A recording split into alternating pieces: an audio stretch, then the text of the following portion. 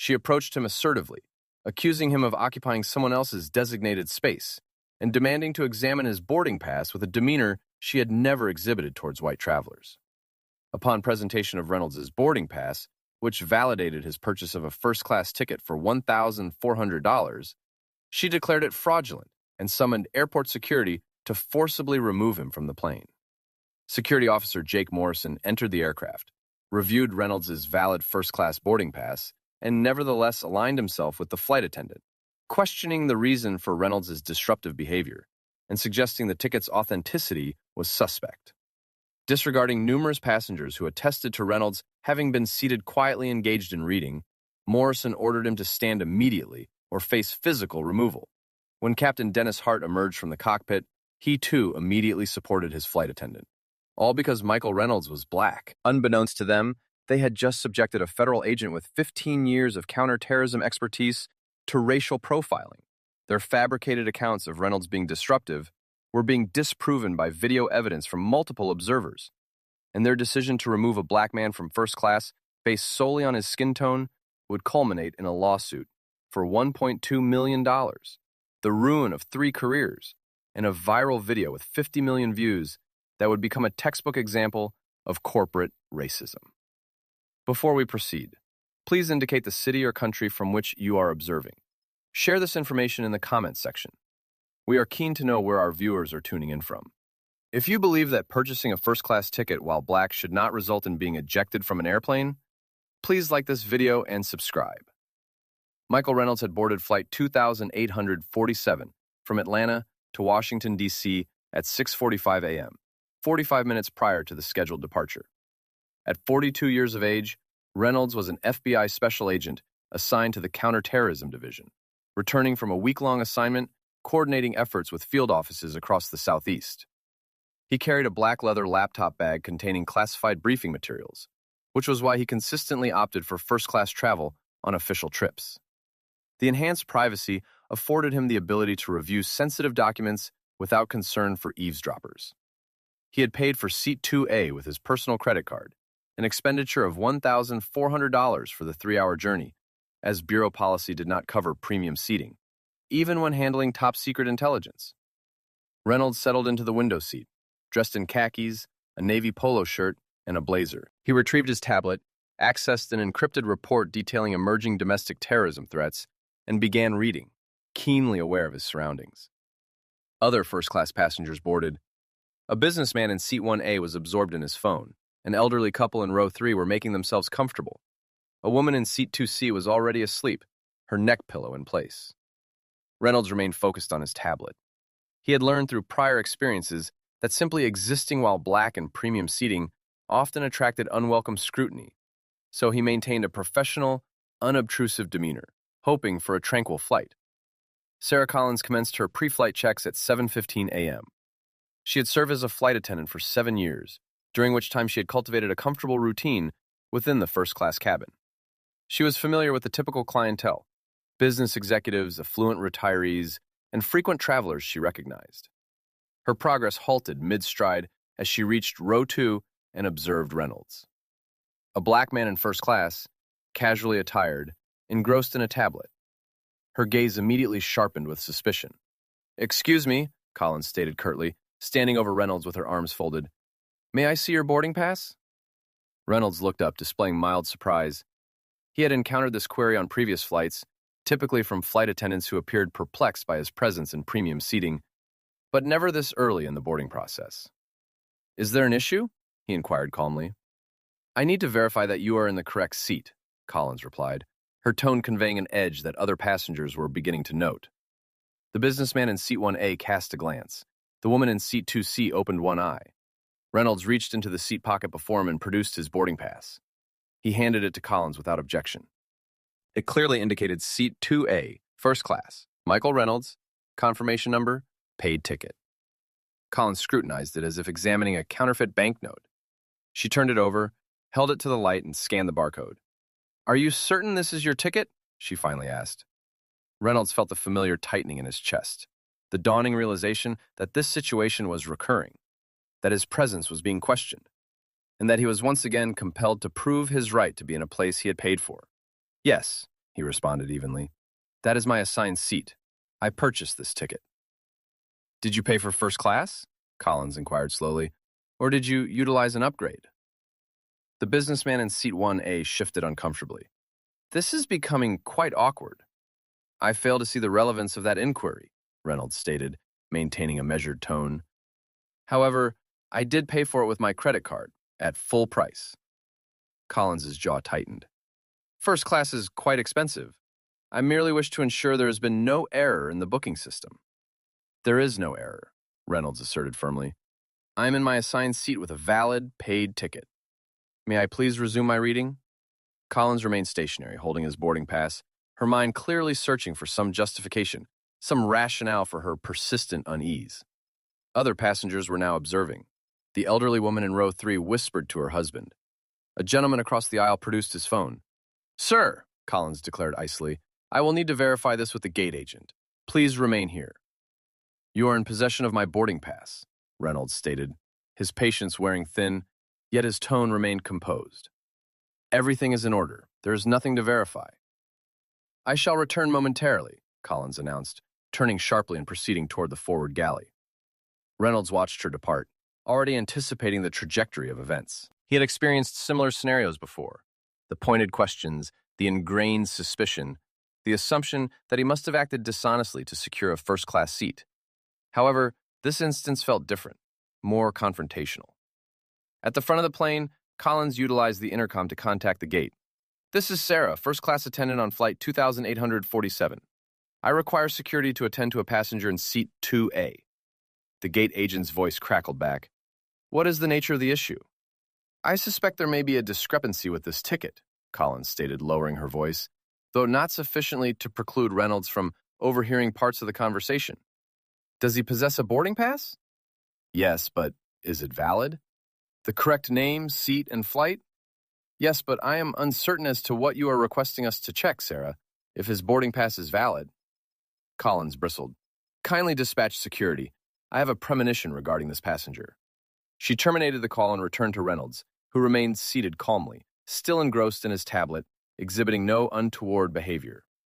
Sir, Collins announced loudly enough for the cabin to hear, security is en route to verify your ticket. Reynolds closed his tablet. Security is being summoned because I am occupying a seat for which I have paid. Security is being summoned at my request for verification. Verification of what?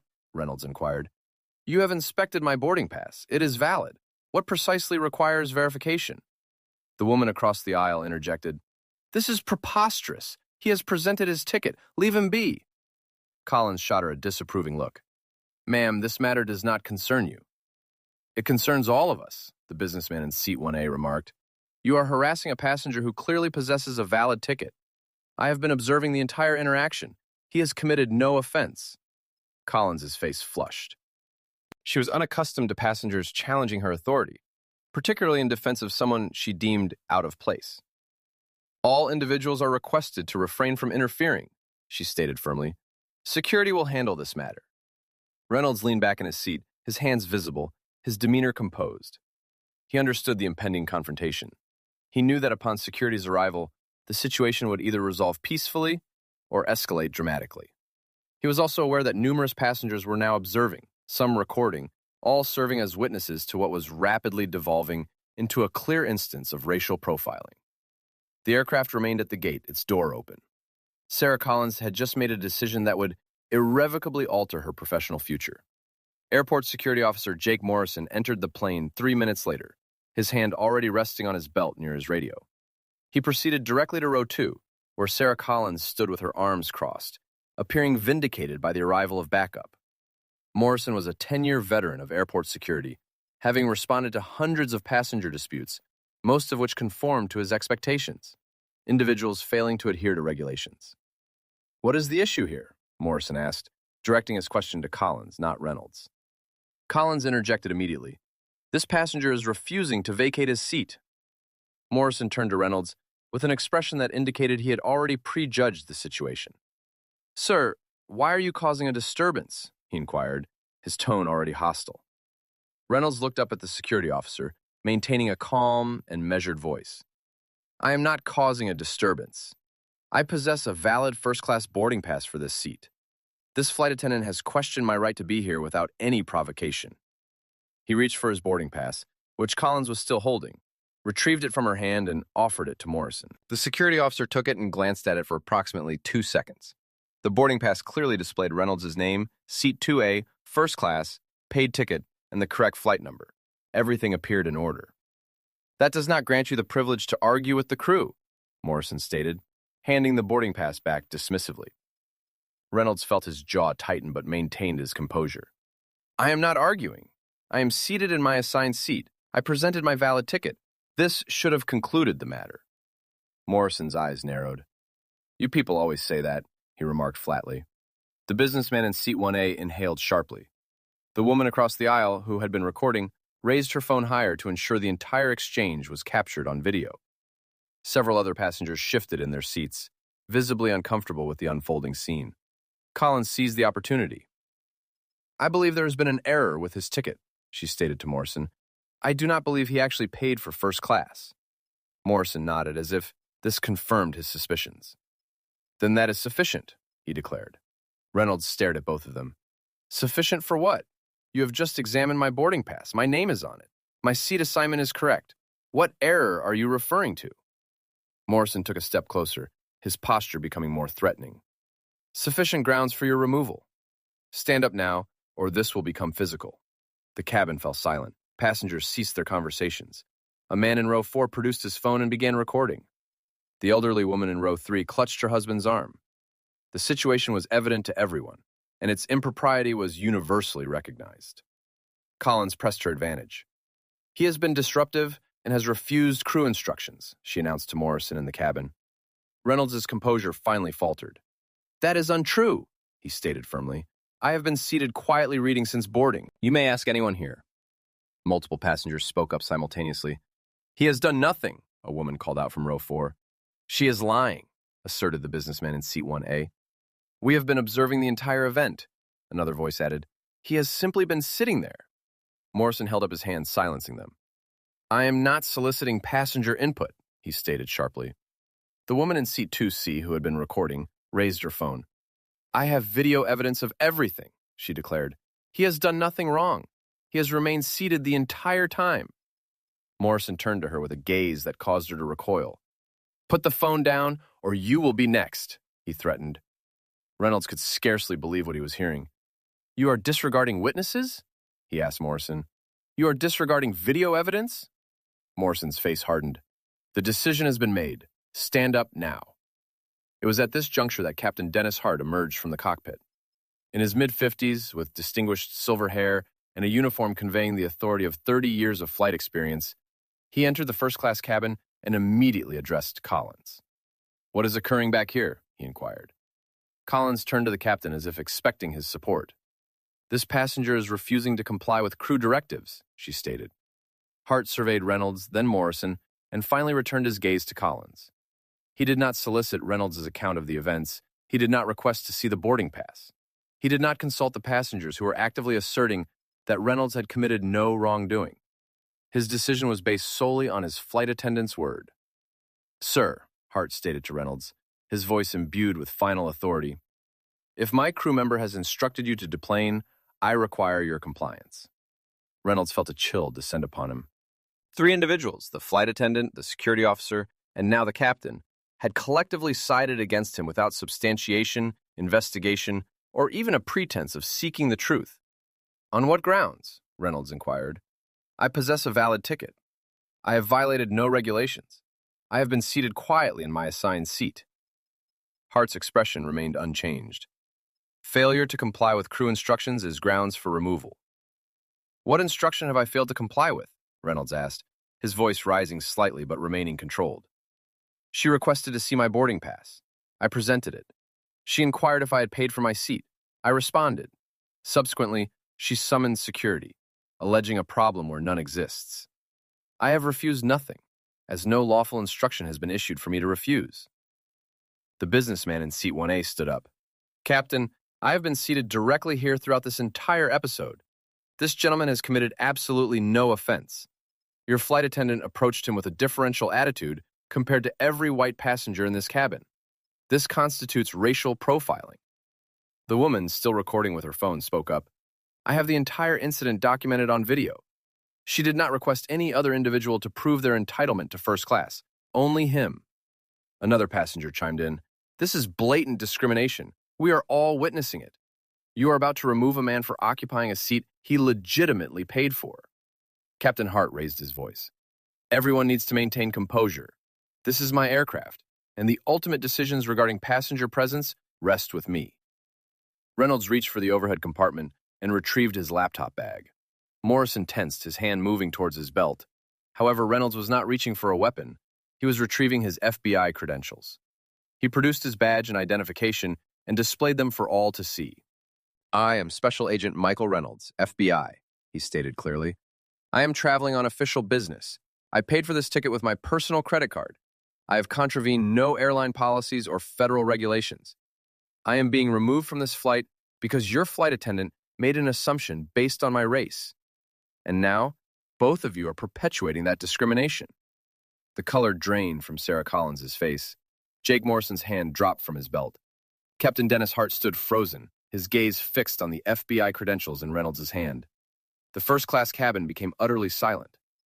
Sarah Collins stood with her mouth slightly agape, staring at the FBI badge and credentials that Michael Reynolds held. Jake Morrison took a step backward, his earlier assertiveness replaced by palpable panic. Captain Dennis Hart's countenance transformed from confident authority to pale apprehension within the span of 3 seconds. Reynolds continued to hold his credentials aloft, ensuring everyone could see them. The badge gleamed under the cabin lights. His official FBI identification bore his photograph, his title as Special Agent, and his assignment to the Counterterrorism Division. He allowed the moment to linger, letting them all fully comprehend their actions. Your FBI, Captain Hart finally managed to utter, his voice stripped of its prior command. Reynolds lowered his credentials but did not put them away.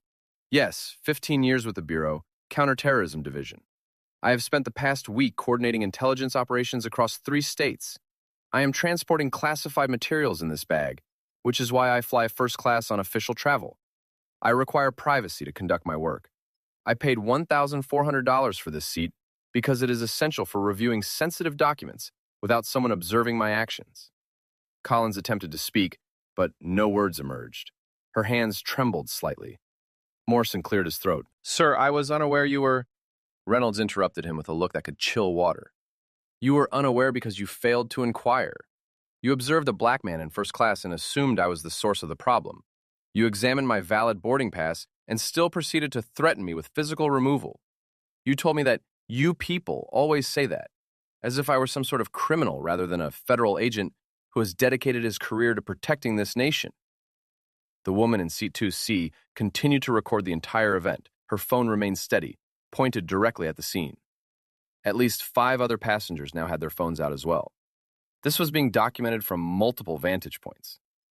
Hart attempted to regain control. Sir, perhaps there has been a misunderstanding. If we could simply... There is no misunderstanding, Reynolds stated, his voice cold and precise. Your flight attendant observed me seated in my assigned seat and concluded I did not belong due to my skin color. She questioned my ticket when it was valid. She questioned whether I had paid for first class, as if a black man could not possibly afford it. She fabricated the claim that I was being disruptive when I was quietly reading. She summoned security, alleging a problem with my ticket when the sole issue was her racism. Collins finally found her voice. I did not mean... I was merely performing my duties. I was unaware you were... Reynolds turned to her with an expression of utter contempt. Your duties do not encompass racially profiling paying customers. And my being with the FBI does not alter the nature of your actions. It merely signifies that you selected the wrong individual against whom to discriminate. He shifted his attention to Morrison. You boarded this plane already treating me as a criminal. You dismissed my valid boarding pass.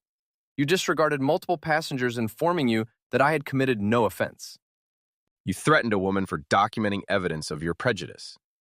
You instructed me to stand or face physical removal, despite my having violated no rules and contravened no policies.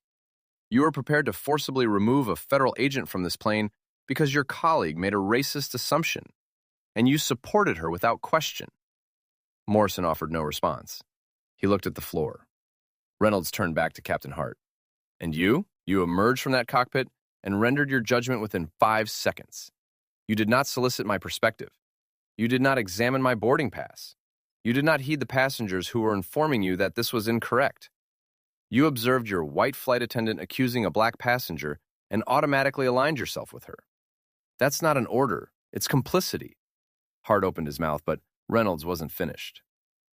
I possess top-secret security clearance, having served this nation for 15 years.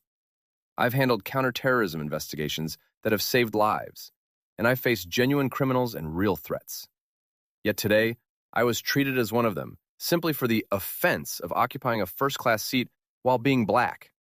He paused, surveying the 3 individuals before him. You haven't just stereotyped a passenger. You've profiled a federal agent on official duty. This matter is now a federal concern. You will be hearing from my legal counsel and from the FBI's Office of Professional Responsibility. Furthermore, every single individual in this cabin is a witness to this event. The businessman in seat 1A spoke up, identifying himself as an attorney and offering to provide a complete account of everything he observed. The woman who had been recording added that she was uploading the video the moment they landed, stating, "The entire world will witness your actions." Hart made one final attempt. "Sir, we are prepared to offer you compensation, a full reimbursement, and an upgrade for future journeys." Reynolds' laughter was sharp and devoid of mirth. "I require not a refund, but accountability. I demand changes to your policies. I expect mandatory bias awareness training for all your personnel. I seek an impartial review to determine how many other passengers you have subjected to this treatment and have gone unpunished." He then addressed Collins directly. "How many other black passengers have you interrogated? How many complaints against you has this airline disregarded?" Collins's silence served as her answer. Reynolds returned to his seat, 2A. "This flight will depart. I will remain in my seat. If you attempt to remove me, you will be forcibly expelling a federal agent who has violated no laws. Every mobile device in this cabin is recording. Choose your course of action." Gate Supervisor Patricia Green boarded the aircraft within 2 minutes of receiving notification of a federal agent involved in a passenger dispute. She was a seasoned professional with 20 years of airline experience, having encountered nearly every conceivable situation. However, upon entering the first-class cabin and seeing Captain Hart, Security Officer Morrison, and Flight Attendant Collins standing over a seated black man who was presenting FBI identification, all while multiple passengers were capturing the scene on their phones, she recognized this as a career-ending crisis. "Someone explain to me what has transpired here," Green stated, her voice strained with suppressed anger. 6 passengers began speaking simultaneously. The businessman presented his business card, reiterating his willingness to testify as an attorney. The woman in seat 2C showed Green the video she had recorded of the entire exchange. Another passenger had meticulously documented the sequence of events with precise timestamps. Green watched 30 seconds of the video, her expression hardening. She turned to Collins. "You are finished. Exit this aircraft immediately and report to my office." Collins's eyes widened. "But I was just trying to—" Green interrupted her. "You have precipitated a federal incident." She then addressed Morrison. "You are also being reported to your superior. Depart." Morrison began to object, but Green raised a hand. "I have viewed the footage. I have heard you issuing threats to passengers. I heard your remarks to Agent Reynolds. Leave." Both Collins and Morrison disembarked the plane in silence, their careers effectively concluding with each step down the jet bridge. Green then turned to Captain Hart. "We will address your involvement in this matter shortly. For now, your priority is to ensure this flight reaches Washington." She then faced Reynolds. "Sir, on behalf of the airline, I extend my sincerest apologies for your experience. This is unacceptable, and there will be full accountability." Reynolds regarded her with an emotionless gaze. "This is not the first instance of my being questioned on your airline for occupying a first-class seat. It is merely the first time I am formally documenting it." He elaborated on 3 prior flights over a 2-year period where flight attendants had challenged his seat assignment, noting that this issue exclusively arose in first class, never in economy, and never involved white passengers. Green closed her eyes briefly. "How many times?" 3, Reynolds reiterated. "I overlooked it previously because I was fatigued and wished to avoid confrontation. However, today, your employee not only questioned me, but fabricated a story about me being disruptive. She summoned security and attempted to have me removed, and your captain and your security officer supported her without any evidence or investigation. He produced his phone. I am submitting a formal complaint to the Department of Transportation. I am initiating a federal civil rights lawsuit and requesting a comprehensive investigation into discriminatory practices employed by this airline. Green nodded slowly. I understand you will have the complete cooperation of our legal department. I do not seek cooperation, Reynolds stated icily. I demand systemic change. I want every complaint filed by minority passengers over the past 10 years reviewed. I require mandatory anti-discrimination training. I expect independent oversight. And I demand financial repercussions substantial enough to prevent your airline from ever again overlooking this issue. The flight departed 47 minutes behind schedule. By the time it landed in Washington, the video had been disseminated across social media. Within 6 hours, it had garnered 3 million views. And within 24 hours, it had reached 15 million. The hashtag #FlyingWhileBlack was trending nationally. Sarah Collins was terminated within 48 hours for violating company policy and federal civil rights statutes. After 7 years with the airline, she received no severance pay or pension, effectively becoming blacklisted from the aviation industry. No other airline would employ her. The video continued to follow her relentlessly. Jake Morrison was dismissed from his airport security position and faced an internal investigation for threatening passengers and engaging in discriminatory conduct. His personnel file was subpoenaed, revealing 6 prior complaints from minority travelers that had been dismissed without any investigation. Captain Dennis Hart was suspended pending an investigation and ultimately demoted, stripped of his captaincy, and reassigned to ground training duties. His 30-year career concluded not with celebratory retirement events, but with profound shame. The airline's legal team reviewed Reynolds' complaint and uncovered a disturbing pattern. Over a 7-year period, 47 formal complaints have been lodged by black passengers, alleging discrimination in seating, service, and treatment. 45 of these complaints had been dismissed by Human Resources as mere misunderstandings or cases of oversensitivity. Internal communications revealed that supervisors had been alerted to Collins's behavior specifically, yet no action was taken because she was deemed efficient and passengers rarely lodged repeat complaints. Reynolds initiated a federal lawsuit seeking $1.2 million in damages. The airline reached a settlement within 4 months, opting to avoid a jury trial due to the damaging video evidence, the clear pattern of ignored complaints, and the potentially destructive publicity. The settlement encompassed mandatory anti-bias training for all flight crews, independent quarterly audits of passenger complaints, a zero-tolerance policy for racial profiling, and the establishment of a passenger advocacy office. 23 employees with documented patterns of discrimination complaints were compelled to resign. 5 years later, the video had accumulated 50 million views and was utilized in corporate training seminars globally as a case study illustrating the considerable cost of racism.